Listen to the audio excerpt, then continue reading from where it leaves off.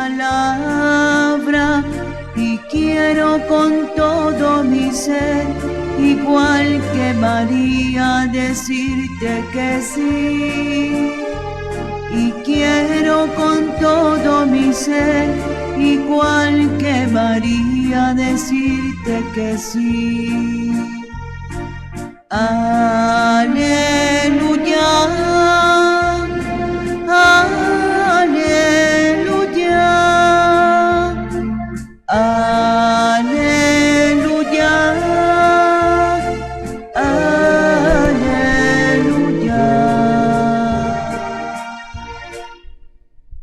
El Señor esté con ustedes. Y con tu espíritu. Lectura del Santo Evangelio según San Lucas. Gloria a ti, Señor.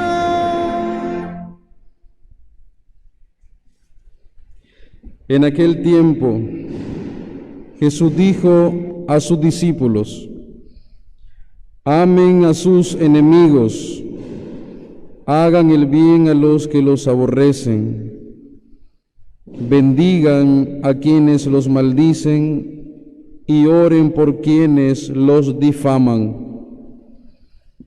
Al que te golpee en una mejilla, preséntale la otra. Al que te quite el manto, déjalo llevarse también la túnica.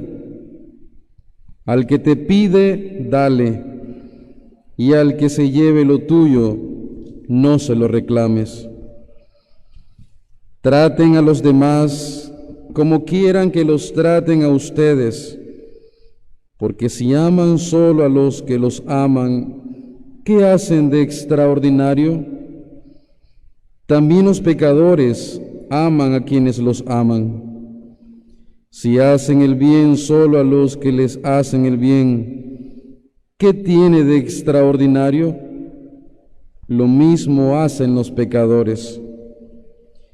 Si prestan solamente cuando esperan cobrar, ¿qué hacen de extraordinario? También los pecadores prestan a otros pecadores con la intención de cobrárselo después.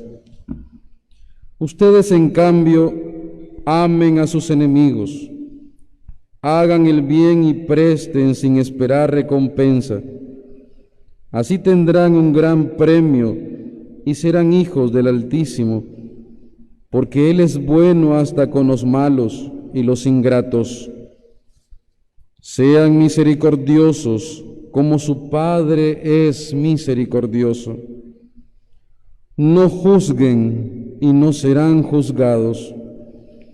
No condenen y no serán condenados. Perdonen y serán perdonados. Den y se les dará. Recibirán una medida buena, bien sacudida, apretada y rebosante en los pliegues de su túnica. Porque con la misma medida con que midan, serán medidos. Palabra del Señor. Gloria a ti, Señor Jesús.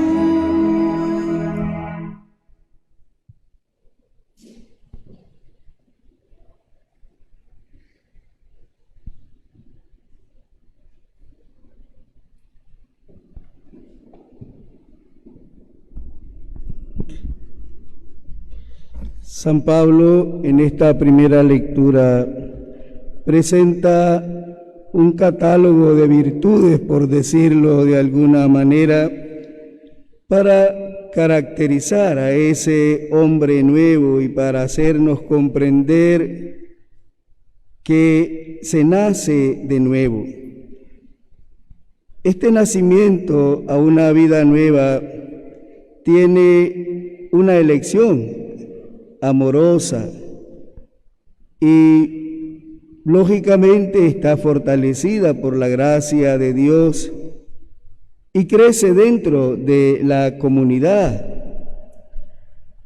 lo que da unidad y plenitud a todas esas actitudes de vida que son nuevas en el amor. El hombre nuevo está llamado pues a construir el cuerpo de Cristo, participando de esos bienes mesiánicos. El principal es la paz de Cristo y la participación en la asamblea, la interiorización de esa palabra, los cantos de acción de gracias de la que nos hablaba el apóstol, y las alabanzas son los medios con los que se realiza esa vida nueva.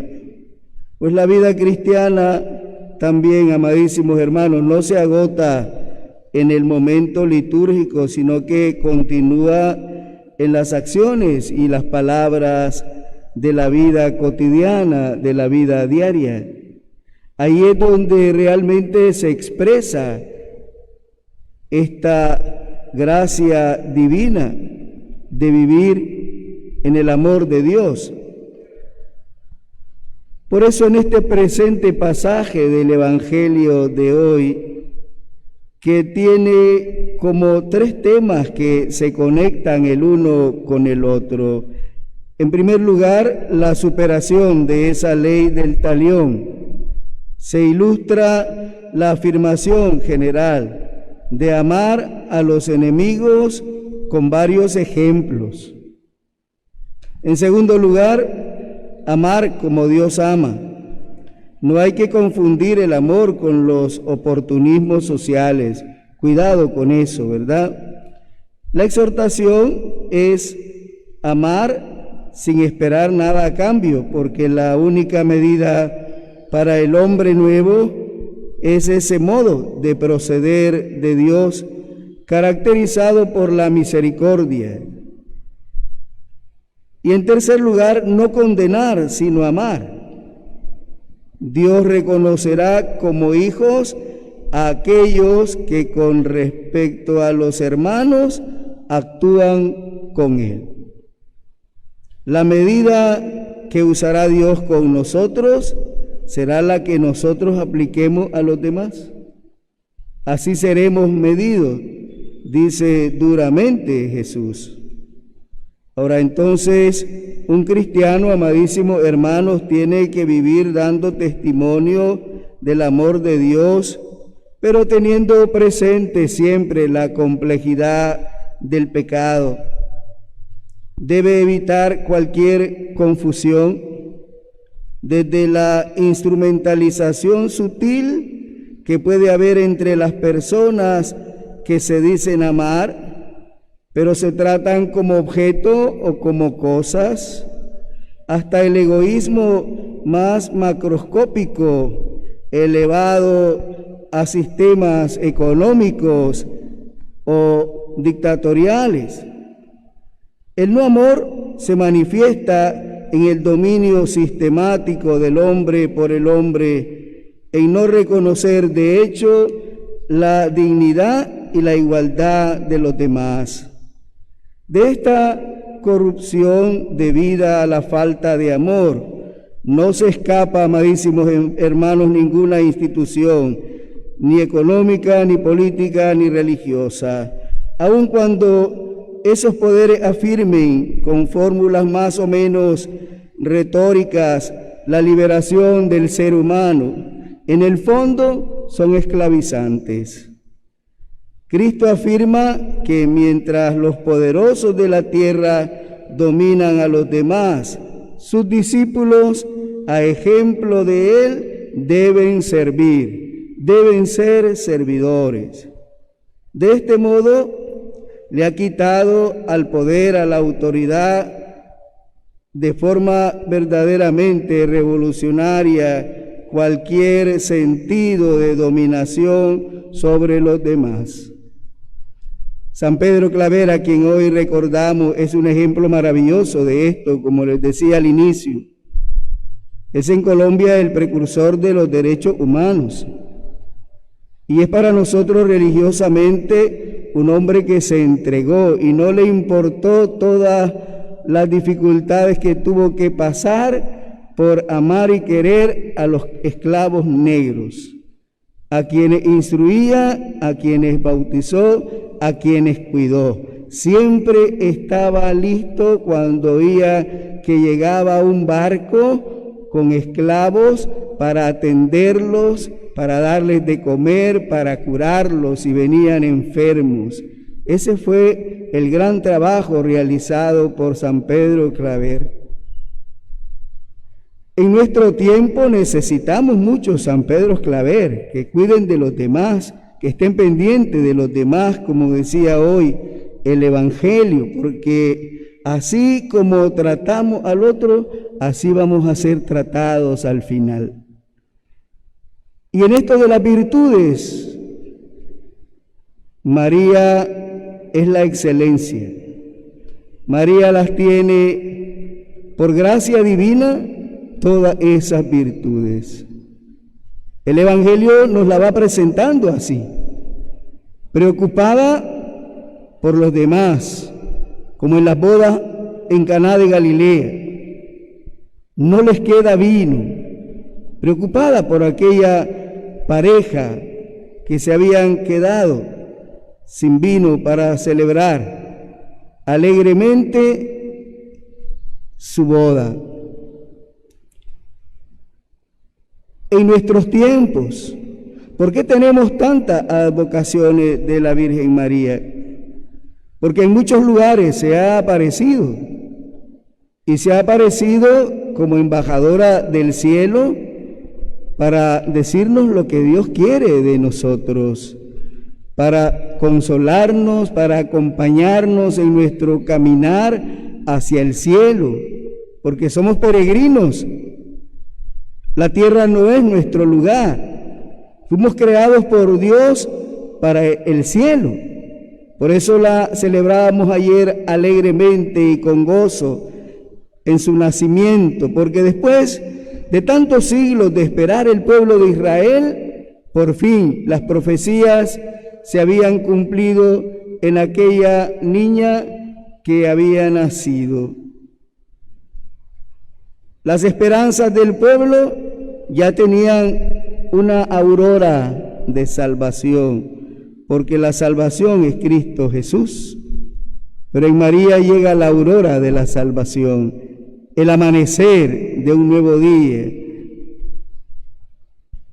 Es el anuncio de un nuevo sol, como lo llama Zacarías en su himno, el sol que nace de lo alto, que es Cristo Jesús. Pero María posee todas esas virtudes, como les decía, amadísimos hermanos. Y por eso el cielo se alegra. Dios eterno, que solo miraba desde el pecado de Adán el pecado, ahora ve en aquella criatura la limpieza, la pureza, su ser inmaculado. Se recrea en ella, se llena de gozo Dios. Por eso en María, igual los ángeles, porque ya tienen una reina, a pesar de no ser una criatura celeste, pero esto, como les decía ayer allá en la parroquia, no le era agradable al maligno, al demonio, porque le humillaba el que una criatura inferior a él fuera superior a él, porque no estaba mancillada por el mal y el pecado, que es María. Y todos aquellos que esperaban la salvación en Cristo Jesús, también se alegran, que son los santos, los bienaventurados, y sobre todo los del Antiguo Testamento, todos esos elegidos por Dios que esperaban ese momento de la venida del Mesías. Había ya nacido la madre del Mesías, y eso les alegraba grandemente. Ya tenían la certeza de la salvación en Cristo Jesús. Nosotros también, amadísimos hermanos, tenemos esa certeza de la salvación en Cristo Jesús, y que confesamos cada domingo en el credo que proclamamos en las celebraciones litúrgicas. No solo es repetirlo como si fuéramos una lorita, sino el creernos esas verdades que proclamamos cada domingo. y que se tienen que hacer vida en nuestra vida, como ya les decía, ¿verdad? Aquí no se agota la vida cristiana. La vida cristiana se vive todos los días, cotidianamente, en el encuentro con los demás que tenemos a diario. Pidámosle pues a la Santísima Virgen María tener siempre esa actitud de servicio y por otro lado de entrega a los demás y misericordia, como lo significa la advocación de Nuestra Señora de la Merced. Es la misericordia que se manifiesta a través de ella, rescatando al esclavo, a los cautivos, sobre todo porque somos cautivos del pecado. Pidámosle entonces a ella que nos saque de esa esclavitud del pecado y que nos lleve a la gracia divina. Que así sea.